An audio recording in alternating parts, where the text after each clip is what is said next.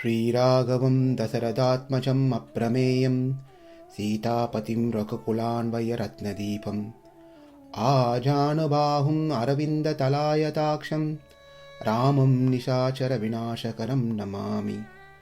वैदेही सहितं सुरद्रुतमतले ऐमे महामण्टपे मध्ये पुष्पकमासने मणिमये वीरासने सुस्थितम् आग्रे वाचयते प्रभञ्जनसुते तत्त्वं मुनिभयपरं व्याख्यान्तं वरदाद्भिः परिवृतं रामं भजे श्यामलम्। वामे भूमिसुता पुरश्च हनुमान् पश्चात् सुमित्रासुतः शत्रुघ्नो वरदाश्च पार्श्वार्धलयोर्वायुवादिकोणेषु च सुग्रीवश्च विभीषणश्च युवरात् तारासुतो जाम्बवान् मध्ये नीलसरोजकोमलरुचिं रामं भजे श्यामलम्. Srimad Ramayana can be studied with different approaches to derive what one wants. If one wants to know about Dharma, there are many things that we can learn from Ramayana. If one wants to know what are different relationships and how one should be, one can learn from Ramayana. If one wants to know what are the things one should not do, that is also present in Ramayana. If one wants to understand the ultimate purpose of life, it is present in Ramayana. If one wants to know what surrender means, that is present in Ramayana. The personalities in Ramayana have exhibited many things which can be lessons for us to apply. Apply those things which are favorable from Ramayana and avoid those things unfavorable that we learn from Ramayana. In today's session, we will learn about Navarasas, the 9 mellows that's present in Ramayana. They are not in sequence from one kanda to another kanda. Also, they are not in the same order that we are going to list it now. Navarasa means 9 mellows. It is nothing but how we react to an event is in this case called rasa, manobhava, a vikaram, a change and variation that happens to the mind due to some event which is taking place or which had taken place in the past or which will take place in the future. Mind is one of the 24 material elements. Mind is the chief of 10 senses. Mind also has various names: chitta, manas, buddhi, ahankar. When it thinks, it is called chitta. When it takes sankalpa, willingness, it is called manas. When it commits to do that, it is called buddhi. When it has its abhimana, it is called ahankara. Mind has various names based on the position it takes. Like how Vayu is one and the same, but based on its function, the name varies as prana, apana, vyana, samana and udana. Likewise, when the mind thinks whether to listen to this audio or not, then it is called chittam. When the mind takes willingness, sankalpa, doesn't matter, let me continue to hear, then it is called manas. After hearing for a few minutes, then when the thought comes, should we continue any further or not? Should we stop? When the mind says continue until the end, and that is called buddhi. After hearing the complete session, when one starts thinking, well, I know everything, I would have done this better, it is my own effort to hear, when that I comes into the picture, then it's called abhimana, also called ahankara. Such variation, when it happens to the mind, it falls under 9 categories called Navarasa. They are Sringara, Karuna, Adbhuta, Bibhatsa, Bhayanaka, Virya, Raudra, Hasya, Shanta. Sringara Rasa means a conjugal love. Karuna means compassion. Adbhutam means wonder. Bibhatsa means disgusting. Bhayanakam means fearful. Viryam means heroic. Raudra means ferocious, angry. Hasya means laughter or comedy. And Shantam means peace. We can find all this Navarasa in Ramayana. Many personalities in Ramayana, they exhibit one or more of these Navarasas. There are many stories that can be selected to understand the Navarasa, but we will just select few to understand this Navarasa. First one in the list is Sringara, a conjugal love between loved and lover. This falls into two categories, Sambhoga Sringaram and Viraha Sringara. Sambhoga means a love that arose when both male and female are together. Viraha Sringara is when the male and female are separated by time, place or any circumstances. This is very well exhibited by Lord Rama and Mother Sita. Their love is unlike ours, which is based on Sharira, where their love is based on Atma. There is no Sharira Sambandha, it is Atma Sambandha.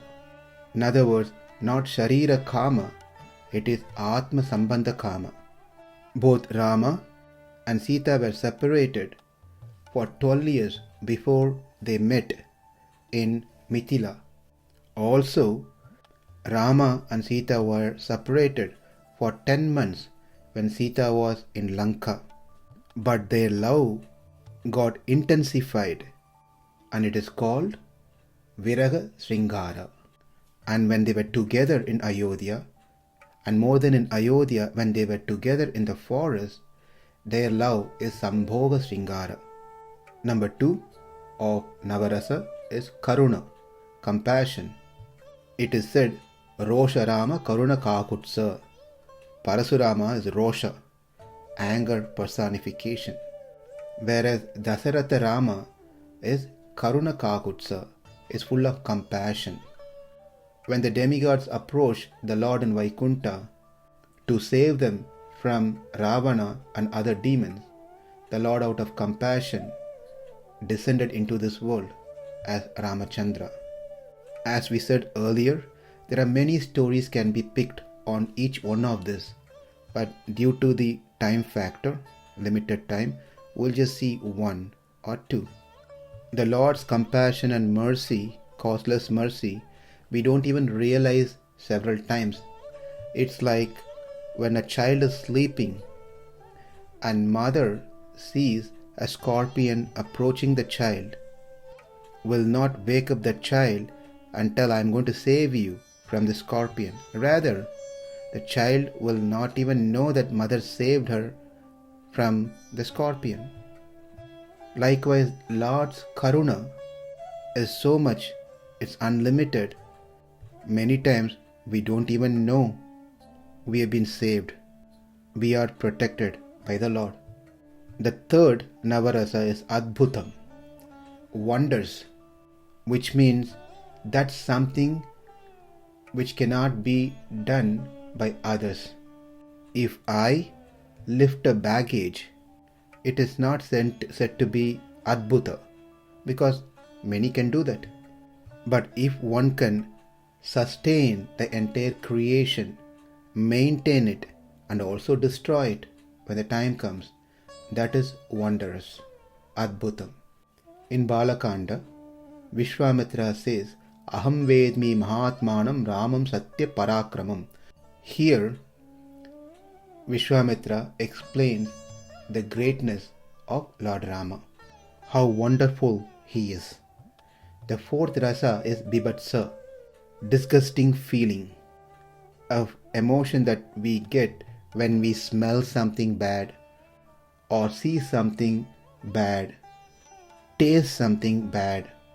It was disgusting to see how Ravana falsely represented a saintly person. It was very disgusting to see Tataka. She had a distorted face, very gigantic, wearing huge dead animals as her necklace. It was not at all a pleasing scene, but creates a disgusting feeling. This is Bibhatsaha. Fifth one, Bhayanakam, an emotion of fear. The fear is nothing but expecting something which we don't want to happen. In other words, something that I wanted to happen, if I have a feeling that it may not happen, then that creates bhayam, fear. Whereas something that I don't want to happen and I have a feeling that it may happen, and that is also called as bhaya. This bhayam will only stay as long as that event takes place or not take place. Then it's no more called bhayam. It changes into sadness or happiness. A student writes exams and waiting for the result, whether I will get a good grade or not. That duration of wait time creates an emotion where one thinks, what in case if I don't get a good grade? That is called fear. But as soon as the result has been released, the fear is gone. If one gets good grade, joyful. If not, that fear changes into sadness. Bharata, when he was returning back to Ayodhya, he had this feeling, maybe something is not right. What if something has happened to my father? He was having that fear. But then after learning that his father has passed away, now that fear has changed into sadness. Number 6, Viryam, heroic. This is exactly opposite of the previous rasa, Bhayanaka. Virya means being heroic, waiting for an opportunity to exhibit that heroic nature. When an opportunity comes, he doesn't lose the opportunity. One who does not get disturbed seeing even an ocean of army in front of him. When Surpanaka went and complained to her brothers in Janasthana, 14,000 Rakshasas assembled to fight. Rama single-handedly finished everyone, leaving Akampana alone. Number 7, Raudra, anger, furious. Krishna in Bhagavad Gita says, Dhyayato Vishayan Pumsaha Sangatte Supajayate Sangat Sanjayate Kamaha Kamat Krodha Abhijayate Kodat Bhavati Sammogaha Sammoga Smriti Vipramaha Smriti Brahmsat Buddhinasho Buddhinasat Pranasyati. From anger arises delusion. From delusion, bewilderment of memory happens. When the memory is bewildered, intelligence is lost. And when intelligence is lost, one falls down again into the material pool. When Bharata returned back to Ayodhya, there was a lot of opportunity for him to get angry of what has happened over there. Angry towards Mantra, towards Kaikeyi, towards Dasaratha, even towards Rama for not accepting the kingdom. But then he understood none of them are really the cause of what has happened. Rather, it is he who is the cause of the situation for being away from Rama, which is what has caused this issue. Therefore, I am the cause of what has happened. When one is in a proper sense, in mode of goodness, one will be able to overcome the anger, which is of mode of passion. But the same anger can be shown as a love and devotion for Krishna. Guha exhibited this one. When Bharata came, Guha thought that Bharata is coming to kill Rama and take over the kingdom. But later he realizes his mistake. But his anger is out of love for Lord Ramachandra. Likewise, Lakshmana doubted Bharata as well. That time Rama said, Lakshmana, Bharata doesn't need to physically come to kill me if that is what he wants to do. If I just get a glimpse that Bharata wants to kill me, that very moment my life will end. Therefore, do not doubt Bharata. But Lakshmana's anger towards Bharata has no personal agenda, grudge against Bharata. Rather, it is simply out of love for his brother Ramachandra. The eighth is Hasyam, comedy, laughter. Well, we thought that in Ramayana everything is serious. Where do you find fun time? Well, when Rama was in his childhood, as he was playing, he used his arrow, of course with some soft object in the tip, and pointed to Mantra's hunchback. As the arrow hit her back, like a water balloon, when you press it, it creates a depression, and when you release your finger, it comes to a normal state. Likewise, the arrow was going and coming, and Rama was having fun. In Chitrakoot, Rama and Sita had a swimming competition. As they were almost completing, Rama was ahead. Realizing that Sita was way behind, entered into that water and stayed there until Sita passes him and wins the competition. Lakshmana was watching this, was laughing, understanding his brother's mood. And Sita was teasing Rama for not able to win her. And another Hasya we can find is with Surpanaka. It is really interesting to read how Valmiki describes her. Her beauty. She had red hair, various body colors, heavy waist, disgusting face, horrible voice, long nails. Such a person wanted to marry who had a beautiful hair, wonderful pleasing color of body complexion, attractive face. What a match! And another situation where after killing Ravana, Rama was ready to return back to Ayodhya. They all boarded into the Pushpaka Vimana.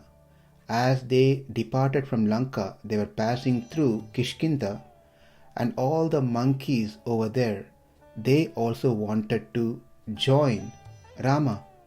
But the purpose of joining Rama is mainly to witness Sita's beauty, because the whole thing happened just for this one person.